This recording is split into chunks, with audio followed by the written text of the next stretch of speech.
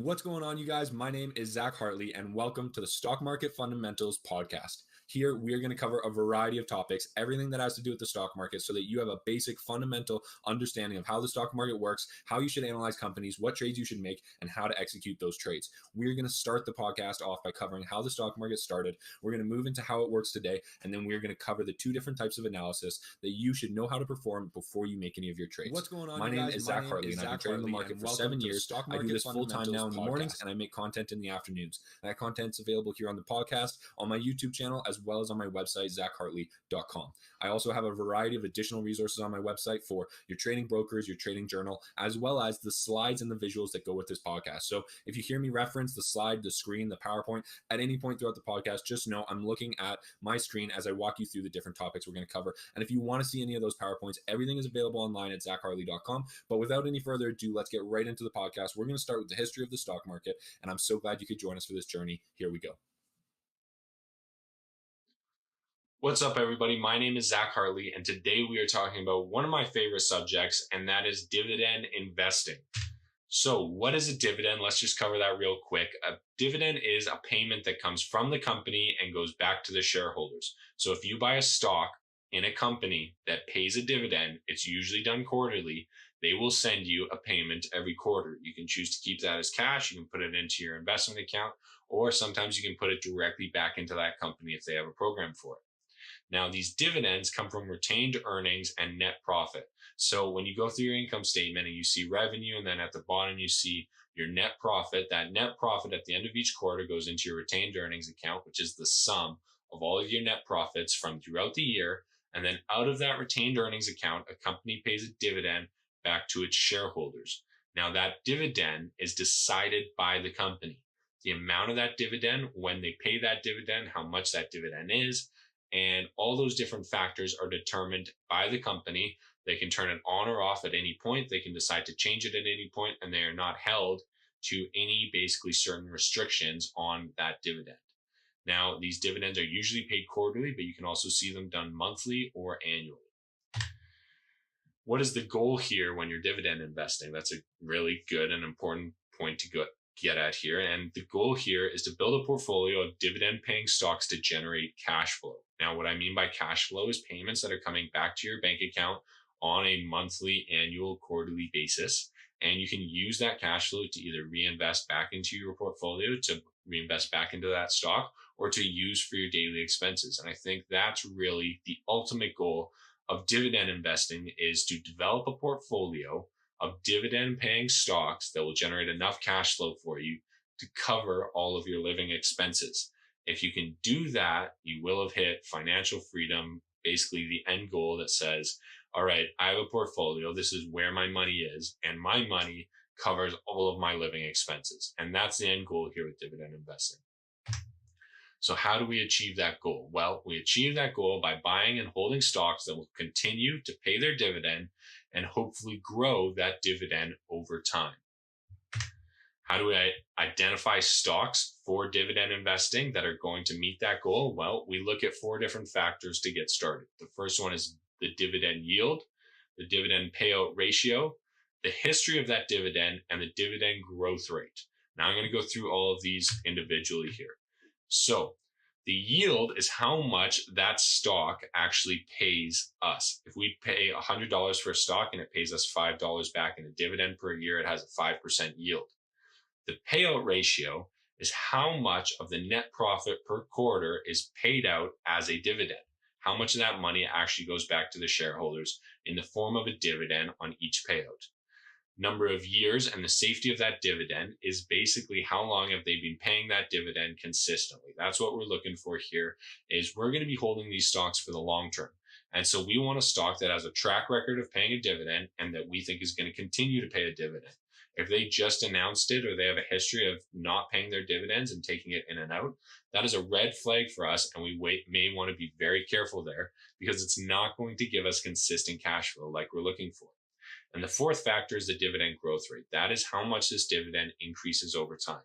So for instance, if you buy a stock for $100, your book cost was $100 and it gives you 5% dividend, a $5 payment this year. Well, next year, or a 7% payment or an 8% payment, and that payment increases over.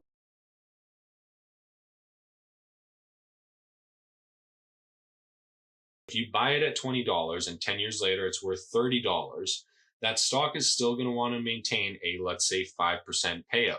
And at 5% on $30, your dividend will have just increased 50%. 5% instead of 20, it will now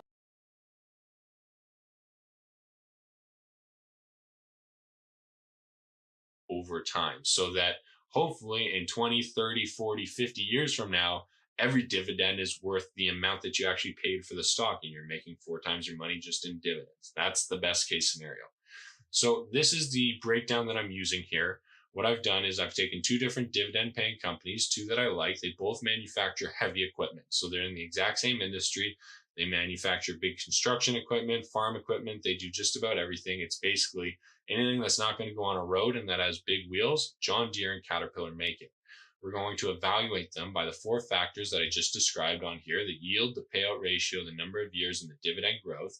And then we are going to figure out which company has the better financial factors and which one we would want to put our money in as a dividend investment. So when we start with yield here, we can see that John Deere has a 2.15% yield and Caterpillar has a 3.57% yield, meaning that for every $100 we put into Caterpillar, we're going to get 3.57% of that money back in a dividend per year. With John Deere, it's 2.15. So kind of a drastic difference there. Not quite double from Caterpillar, but fairly close. So a good increase on Caterpillar here on the yield, meaning we are going to get more money back for the money that we put in, and it's going to basically decrease the amount of time until we get our full investment back. I really like that. That's a big one. When we look at the payout ratio, we're seeing 29.69% and 35.2%. This is basically the company generates net profit at the end of the quarter. That's all the money that they actually made. And then this is how much they're saying we are going to pay out in dividends. Now, what you want here is you want to get as much money out of the company as you can, but you don't want that to cause the company to be financially unstable. So you have to kind of find this middle ground here. For instance, if the company was trying to maintain X dollar dividend, but their net earnings decreased, their payout ratio would increase, and that would put more stress on the financials of the company. If the amount of their standard dividend that they were trying to maintain ever increased above what their net income was for that quarter, that would be a drastic problem for any of these companies, and they would have to cut their dividend because they would be losing money just by paying that dividend. So it's a tricky balance where you want a high enough payout ratio that as an investor, you feel like you're accurately getting your money back and a good return on your investment, but you don't want that return to cause financial instability in the company because it's too high. So the rule of thumb here is anything over that kind of 60 to 75% is just way too high, and your dividend is at risk of basically not coming out. Anything below 10, 15, 20% is a very low payout ratio. And so when we look at this, we see John Deere's at almost 30% and Caterpillar's at 35%. These are good, healthy payout ratios. These are almost probably close to industry standard across the board. These are healthy ratios. We're getting about a third of the money out from the profits as a shareholder. I feel like that's pretty healthy. It's a good number right now. And Caterpillar is 5% higher than John Deere. So Caterpillar wins this by a small margin. It's not absolutely drastic, but it's material enough to be a good chunk of money. 5% higher in a ratio like that is pretty good. So Caterpillar wins this one as well here. And this is basically showing that both of these are fairly healthy. Caterpillar's probably got a slight edge here, but by no means is it risky or going to put the company in any type of financial instability. Third factor, dividend safety. You can measure this in a number of different ways. One of the ways I'm measuring it is by number of years that the company has consistently paid a dividend or increased their dividend. If we look at John Deere, it's 31 years. If we look at Caterpillar, it's 24 years. So these are blue chip stocks that have been paying dividends for a very long amount of time. And John Deere was paying them for 31 years. Caterpillar's been paying them for 24 years. John Deere's clearly a significant amount longer, but like Caterpillar is still 24 years that they've been paying this stock. So both of them are extremely long term. I would have a lot of strength investing in either one of these with the assumption that they're going to continue paying their stock. Because Caterpillar's at 24 years, I don't see any risk there. If it was at 2 or 3 years, there's some risk there. And John Deere was at 30 years, that would be a substantial difference. But because Caterpillar has 24 years of history paying that stock, I see this as a very small difference, and there's not a huge risk here when we look at this ratio. Last factor here, and this one's a big one, is the dividend growth rate averaged over the last 5 years. What I mean by that is how much did the dividend increase from 1 year to the next year? And when we look at this, I'm averaging it out over the last 5 years to get an annualized return. I'm doing this by basically just looking it up on Google and Yahoo Finance, because that's a few numbers to crunch and it's just easier to look it up. But this is really interesting because we're seeing 3.81% growth rate from John Deere, but a 6.5% growth rate from Caterpillar. So a nearly double the growth rate on the dividend from Caterpillar, which is absolutely substantial when we're talking about holding this stock for 5, 10, 15 years and just collecting that dividend. We are seeing substantial growth in the growth rate. We're seeing a higher payout ratio, and we already have a higher yield. There's not a big difference in the number of years. So when I look at these two stocks and I do this comparison of which one I would want to own as a dividend investment, Caterpillar is the clear winner. They're absolutely the best stock here because they have a higher yield. They have a healthy payout ratio. They've been paying this dividend for 24 years, and they have a dividend growth rate of 6.5% compared to 3.81. Caterpillar is the clear hands down winner, and I would invest in this stock 9 times out of 10. Now, in summary, dividends are a payment from the company to a shareholder, and they are designed to provide consistent cash flow. They are supposed to be a consistent payment that happens every quarter from the company to the shareholders, and you can evaluate which company you want to buy the stock on for the dividend based on different ratios and metrics like I have identified in this video. Now, I've only used 4 different factors. I recommend using maybe a couple of more if you want to do a more in-depth analysis. There's a lot of different ways you can do it, and you can add on more ratios, you can add on more metrics, you can also find other websites that will give you a dividend safety score. There's lots of ways to do it, and dividend investing is one of the safest ways to do it, but it takes time. It's a very long-term game. You want to buy these stocks. You want to hold them for 5, 10, 15 years. It is a long-term play, and you don't want to be in and out of them all the time. If you want more information on this and you want to see somebody doing it very well on a day-to-day basis with a great mindset that really knows what he's doing, you should check out YouTube and you should go on Andre Jike. I've put his name on the screen here. I don't quite know how to say it, but I've watched a couple of his videos and he just has a phenomenal mindset about how to actually do dividend investing. The guy loses $30,000, $40,000, $60,000 and he still holds all of his stocks. It's really investing. It's really interesting because his mindset is really well keen to dividend investing, and he has lots of lessons for people to learn. So check him out, follow along with the rest of the lessons, and stay tuned. It's going to be a couple more videos where we dive in deep to more dividend and value investing. What's up, everybody? My name is Zac Hartley, and in this video we are going to start talking about how to build your portfolio and buy your very first stock. So let's get right into it. Building your portfolio. In this video, we're going to focus on a long-term portfolio, one that is basically meant to start you out, build over time, pay for your retirement, pay for a little bit of income throughout the way, and basically be that giant cash save that you need to in case anything ever goes wrong. So building your long-term portfolio, that's what we're talking about today. The goal here is steady growth through dividends or capital gains over 20, 30, 40 years. We are looking to generate a diversified holdings, meaning we want to build a portfolio that has companies in it from different industries so that if one industry is negatively impacted, it doesn't affect our entire portfolio. We're also looking for lower risk companies. We don't need to be investing in any biotech companies or crazy startups that are going to save the world, because we're looking for long term. We're looking for consistent, steady growth year over year, and so we want to basically be investing in medium to large companies that are going to be here over the long term. And the last point here is we have a long-term horizon. We are looking to basically start this portfolio in our 20s, 30s, or 40s and use it in retirement to basically pay for our living. That's the goal here. So we've got a long-term horizon on this. We're looking for low-risk companies, diversified holdings, and we're trying to get steady growth through capital gains or dividends. So making your first buy. Now this is a really interesting topic, and it's something that's really unique because it's something you're always going to remember. Now, as weird as this sounds, you're always going to remember who you lost your virginity to. You're always going to remember which stock you bought first. Now mine, I remember this like it's clear as day. I remember sitting at my computer and just itching to try and make a trade. I'm scrolling through the news and I saw that Twitter had their investor day. So I logged on, I went in and I sat through basically 2 hours of Twitter's investor day. I watched some presentations, I listened to some calls. I basically sat there and said, wow, this sounded all pretty good.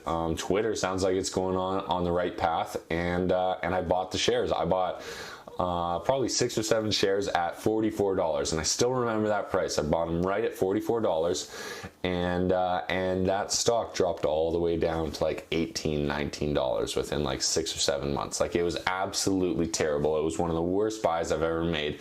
I lost most of my money on it almost within the first couple of months, and the goal here was to buy one that I was going to hold the whole time. So needless to say, I ended up selling Twitter. It was a terrible investment. I did absolutely horrible on it, but it stuck with me because I always remembered, I wish I had bought Apple. I wish I had bought Apple the 7 years ago when instead I bought Twitter. If I had bought Apple, I would have done phenomenally well. So the reason I'm making this video is to say, do not make my mistake.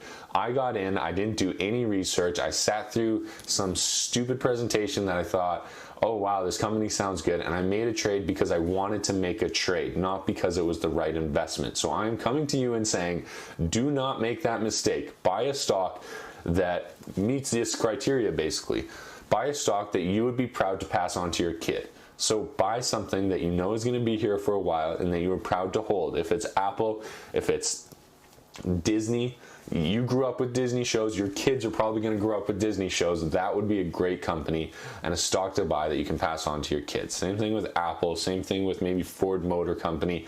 If you're a truck guy, whatever it is, find a company that you like, that you believe in, and that you're proud to own their stock and plan to hold it for the rest of your life, and be proud to pass that stock on to your kid and say, this is the company that I made the decision on when I was 20 years old. I bought it. It's still important, and now I want you to have that. I think that's a pretty cool thing. So buy the stock that you'd like to pass on. Secondly, buy a stock that will still be around in 50 to 100 years. I talk about Warren Buffett a lot. His whole mentality is, I buy a stock that's a company that's still going to be here in 100 years. And I think you should take the same mentality. Buy a company that isn't with a trend, isn't a fad, isn't going to fade out in a couple of years. Do not buy a fashion company. Do not buy a clothing company. Buy a company that has some heart to it and some integrity, and that's going to be around for a little while. Johnson & Johnson, 3M. There's so many great companies out there, but find a great one and hold on to it. And last one, don't sell it. Buy one share and say, this is the first share that I ever bought, and I'm going to hold on to it for my life. And hold on to it, because you're always going to remember that, and it's going to be a really cool moment when you pass this on to your kids and you say, kid, I bought this share in 2020, back when I was your age, when I was a young guy, and it's still worth it today. So I just think that's a really cool thing to have, and I wish that I had that when I bought Twitter, but I didn't, so I'm trying to pass that on to you. So that's what you should look at in your first stock. Now, once you've bought your first stock and you're going to build a portfolio around that stock, here's what you should be thinking about. Number one, choose your industries. You want to choose industries that aren't completely connected to each other, and hopefully a couple of industries so that you have some diversification. Once you've chosen your industry, compare the companies within that industry. Try and find the absolute best company, and then maybe find 2 or 3 competitors to it. Once you've identified the companies within that industry that you're interested in, start doing your analysis, your technical and your fundamental analysis, to decide on which company you actually want to buy, which company you want to hold, and which company you want in your portfolio. You choose that and you figure that out by going top down. Here's the industry, here's the companies that I can choose from, here's their financial ratios, here's their technical analysis, here are the companies that I actually want to get into, and this is the one that's the best based on my analysis and my research. And then once you've identified that company, wait for the buying opportunity. Wait for the next dip. Wait for the next technical analysis buying indicator. Wait for the next opportunity where you have a good opportunity to buy that stock at a fair and reasonable price where it will go up over the long term. And lastly, you need to monitor that stock. You need to monitor the stock very closely as soon as you buy it, and less so over time. If you are wrong right away, you may want to get out of that stock right away, or if that price goes down right away, you may also want to buy more of it because it is now on sale. So you really need to think through that question in your head again of, once I buy a stock, if the price goes down, was I wrong or is the price on sale? You need to have that figured out in your head before you make that trade so that you have a plan. If that price goes down, you're going to buy more, or you were wrong and you're going to get out of that trade. You need to make that decision before you actually invest into the company. And if you are planning for a long-term return, trying to build a diversified portfolio, and you see value at the company at a certain price and the price drops, you should almost always be buying more. Unless there's a fundamental change in the business model or the structure around what's happening, you need to be thinking about it as in, this is a good company at this price, now it's at a lower price and nothing has changed, I should probably buy more of it. That's how you want to think about these different trades, unless you were just completely wrong. You need to decide that in your head. So this is what you would look at when you're building your portfolio. You've got your first stock, then you're going to go through these steps. So choose your industry, compare the companies, select your companies, wait for the buying opportunity, and then monitor that stock extremely closely once you bought it, and less so over time once you're more comfortable with how it is performing within your portfolio. All right, so I'm going to go through these exact steps that I just outlined to you now. So choose the industry. For me, I'm going to choose technology. It's an industry that I know very well, that I'm very comfortable with, that I understand what's going on, and I like the dynamics. So I'm going to start with technology. The companies that I'm going to look at when building my portfolio and choosing the technology industry are Apple, Amazon, Google, and Microsoft. Those are the four major companies. They're all what I would consider some of the best in their industry, and they all have amazing potential over the long term. I'm going to choose one or two of these four companies to cover the technology industry within my portfolio. Now, selecting the companies, I'm going to compare these four companies. I'm going to compare their profitability ratios, their liquidity ratios, and how well they're performing in general based on the financial situation. I'm also going to compare their technical analysis charts to figure out which ones I like the best. Now, once I've done that analysis and I've said, okay, Apple and Google have the best ratios, their charts look pretty easy to understand as well, I'm going to choose those two companies. I now want to have Apple and Google inside of my portfolio under the technology industry. I'm not going to invest in Microsoft or Amazon. I'm just going to choose Apple and Google for my portfolio, because I don't want to overweight my portfolio in all technology stocks. I just want to have two technology and maybe a couple other industries with two stocks in them each. Depends on how you want to set up your portfolio and how much diversification you want. A general rule of thumb, though, is that diversification will not do anything for you over and above 20 to 25 stocks in different industries. If you have a portfolio that has 20 to 25 stocks in fairly spread out industries, diversification will not do a whole lot more for you. It's basically one of those things of diminishing returns. The more work you do, the less you get out of it. So instead of owning three companies all in the same industry, if you could own three companies in different industries, that would be the greatest advantage. And then the more and more you add to that, the return gets lower and lower. So I just wanted to add that in there. So you select your companies, Apple and Google. Those are the companies I want to get into, and then I'm going to go into the technical analysis because it will give me short-term buy and sell opportunities. So I'm going to go to stockcharts.com, TradingView, whatever platform you want to use to trade your stocks, and I'm going to consistently monitor Apple and Google. I'm going to either wait for a dip or wait for the technical indicators to show me buy signals based on price action movement. I'm going to specifically focus on price as well as the technical indicators on Apple and Google to identify the best buying opportunity over the next several days, weeks, or months. I could wait months to get into Apple or Google, especially if it's overbought right now. I could wait months to get back into that dip, or there could be a great opportunity coming up right away. So once I've identified Apple and Google, I want to wait that out. I want to consistently monitor those stocks and look for that buying opportunity, and then I want to make that buy. And the last step is to monitor those stocks, to follow them and say, is that price going down since I've bought them, and am I wrong, or do I want to buy more? And if that price is going up, you need to sit back and enjoy your trade because you just executed your plan perfectly. You went through the entire strategy and you're starting to build your diversified portfolio. So congratulations. Now, if you guys have any more questions about what we're doing, send me an email. But in summary, Building a portfolio takes time. You need to understand that this is not suddenly like you wake up, you make 20 trades on the same day, and now you have a diversified portfolio. That is the worst way to do it. You never want to do it that way. You want to buy one share at a time with full analysis and knowing that you are building a portfolio that's going to be there over time, that's going to be there in the long term, that you found good entry points on every single stock that you've got into, and when that price went down, you bought more to average your buy-in price lower. That's the key here. But it's going to take time. It's not going to happen overnight. You're not going to suddenly just wake up with a diversified portfolio, and you're not going to be able to get it by just making 20 trades in a day. You need to put in the time, put in the effort, do the research, and build a proper portfolio that works for you. And secondly, you need to be patient.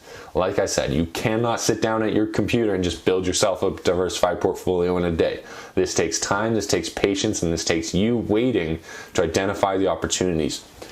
And the reason I'm saying that is because you can make money by doing nothing and holding your cash. If you go to buy into that stock and that price is going to fall anyways, whether or not you buy it, if you can hold on to your cash and you can get into it at a lower price just by waiting, you are much better off doing that than sitting there twiddling your thumbs and pressuring yourself to make a trade. You can save yourself money by not making that trade. So you need to really understand that and be very careful with your exit and entry points, especially when you're basically trading like this. Lastly is remember your time frame. You're looking to trade over 10, 20, 30, 40 years with this portfolio. You're trying to build a portfolio that's going to last you into retirement. Remember, there's no rush. You don't need to get into Apple today. You don't need to get into these stocks tomorrow. You've got time, but you need to put in the work. You need to do the research. You need to really understand what's happening here, and you need to put in the effort. So if you guys have any questions, please send me an email. Remember to like this video, write a review, or write a comment below, whatever it is. Please help me out. I sincerely appreciate it. And if you get anything out of this video, please show some support. Thank you.